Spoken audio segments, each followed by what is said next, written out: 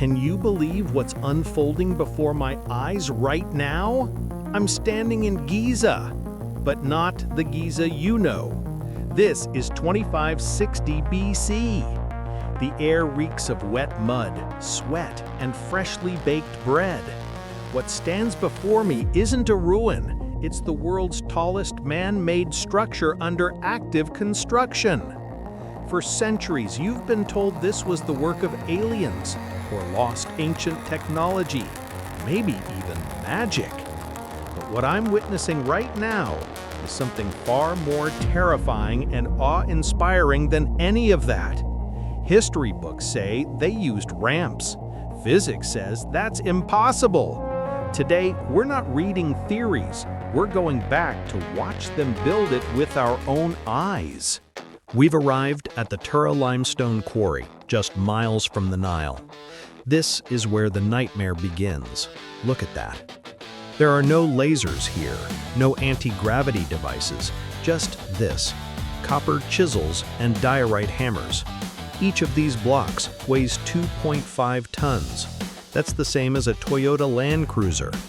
And they had to cut, transport, and stack 2.3 million of these blocks before Pharaoh Khufu died. That means placing one block every 2.5 minutes, day and night, for 20 years straight. The math doesn't add up. How do you move the equivalent of a car every 2 minutes using only muscle power? But that's just the beginning. Now comes the real mystery. How did they transport these stones to the pyramid site?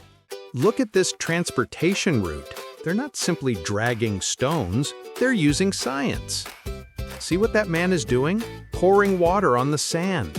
A 2014 physics study proved this method works. Wet sand reduces friction by 50%. Dry sand makes the sledge dig in, but wet sand creates a firm, almost solid surface. But this is only the beginning.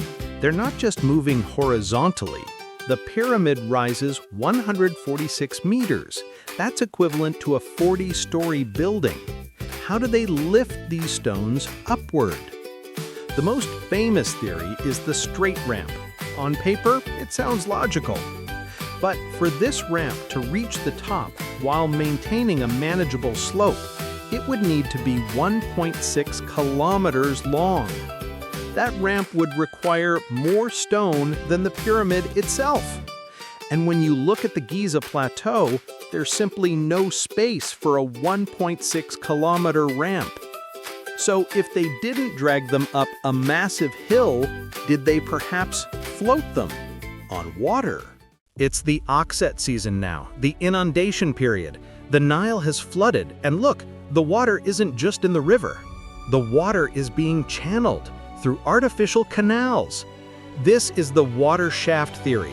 Instead of dragging across friction-heavy sand, they float them directly to the construction site. Hydraulic engineering. Some theorists believe they created water elevators inside the pyramid to float blocks upward. It sounds insane, but looking at these canals, water was their gasoline. The granite used in the King's Chamber came from Aswan, 800 kilometers away. Transport 80-ton granite overland? Impossible. But on water, one barge is all you need. Every year for 4 months when the Nile floods, all of Egypt becomes a massive transportation network. They exploited nature's cycle. When the river was highest, they transported the heaviest stones. But here's where the question arises. The water only reaches this far. So how did they get them to the top?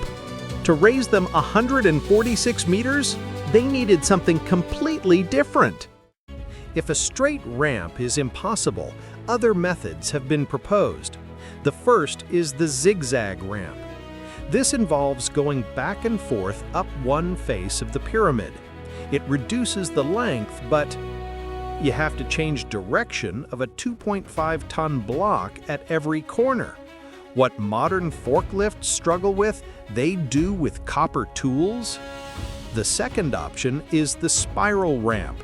It winds around the pyramid as it rises. This seems more plausible, but there's a fatal flaw.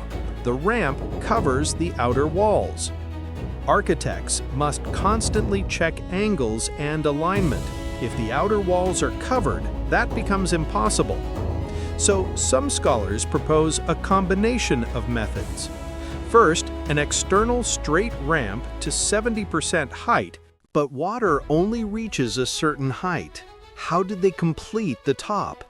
The answer lies inside the structure itself.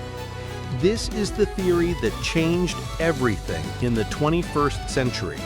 Jean-Pierre Houdin's internal spiral theory. Imagine a parking garage ramp, but instead of cars, there are blocks. And instead of being outside, it's built into the walls themselves. This explains why no massive external ramp is visible. It was hidden in plain sight all along. They're recycling the ramp material into the pyramid itself.